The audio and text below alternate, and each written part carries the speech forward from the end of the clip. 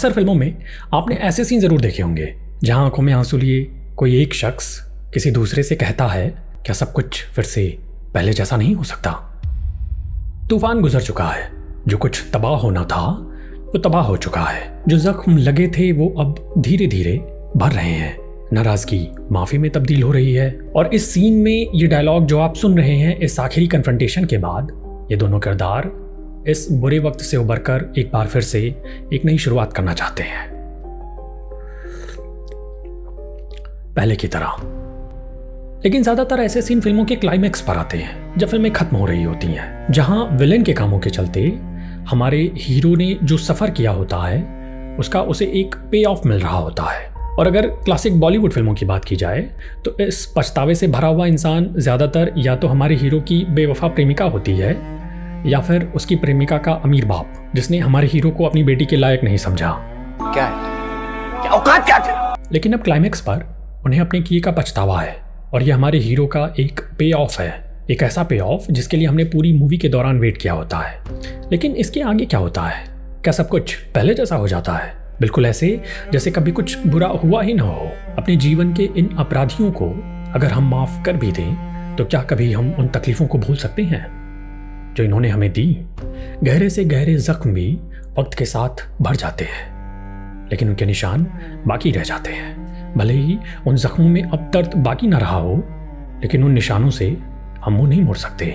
और ऐसे निशान छोड़ जाने वाले अनुभवों से हम ओवरकम तब कर पाते हैं जब हम ये एक्सेप्ट करें कि ये अनुभव अब जिंदगी भर हमारे साथ रहने वाले हैं। जब उन घावों को छुपाने के बजाय, उन्हें दबाने के बजाय हम उन्हें आत्मसात करें, हम उन्हें एम्ब्रेस करें। और माजी के जख्मों को आत्मसात कर लेने का ये जो आइडिया है, इसका सबसे खूबसूरत डिपिक्शन आप जापान में देख सकते हैं।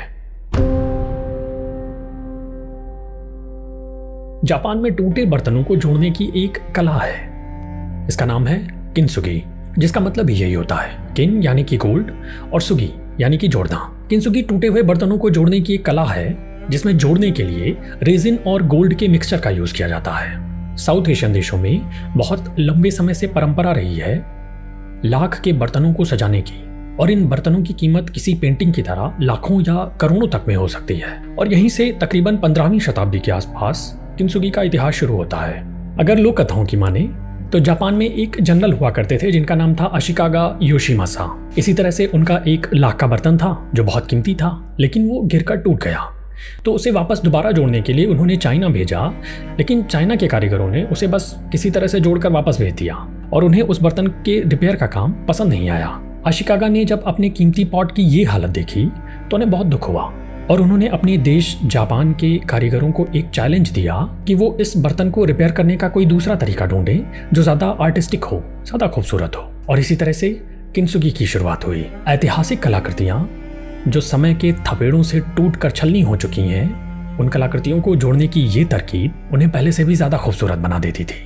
बल्कि यहाँ तक की अफवाहें निकलकर सामने आई कि लोग जानबूझकर अपने बर्तन तोड़ देते थे ताकि साधारण से दिखने वाले बर्तन चोट खाकर हमारे कलाकारों के खूबसूरत ढांचों में ढलकर एक कलाकृति बन जाए, एक ऐतिहासिक पीस बन जाए। ये दरअसल एक प्राचीन जापानीज दर्शन है जिसे वहाँ की लोकल भाषा में कहा जाता है वाबी साबी, यानी beauty is not the perfection. हमारे समाज में खूबसूरती के जो पैमाने निर्धारित किए गए हैं वो ज़्यादातर सिमेट्रिकली परफेक्शन के हैं, ज्योमेट्रिकल परफेक्शन के हैं कि कोई चीज़ उतनी ही खूबसूरत होती है उसके बनावट में जितनी ज़्यादा नीटनेस, जितनी ज़्यादा ज्योमेट्रिकल परफेक्शन हो। और इन मापदंडों को आप अपने आसपास की सारी दुनिया में देख सकते हैं। प्रोडक्ट्स, आर्किटेक्चर, खूबसूरत वही है जो सिमेट्रिकल हो। यहाँ तक कि मूवी मेकिंग के दौरान भी कैमरे का यूज करते समय हमारे कैमरामैन को फ्रेम का सिमेट्रिकल बैलेंस करना ही सिखाया जाता है। Aesthetics relies in perfect symmetry. लेकिन बुद्धिज्म इससे कुछ अलग है। बुद्धा के हिसाब से खूबसूरती परफेक्शन में नहीं होती, टूटेपन में भी खूबसूरती हो सकती है।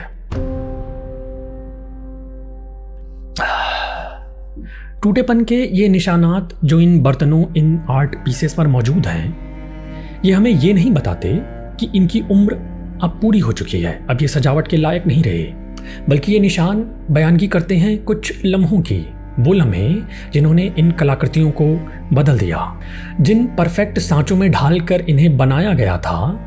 अपने अनुभवों के चलते ये उन सांचों को आउटग्रो कर गए, ये उनसे बियॉन्ड निकल गए।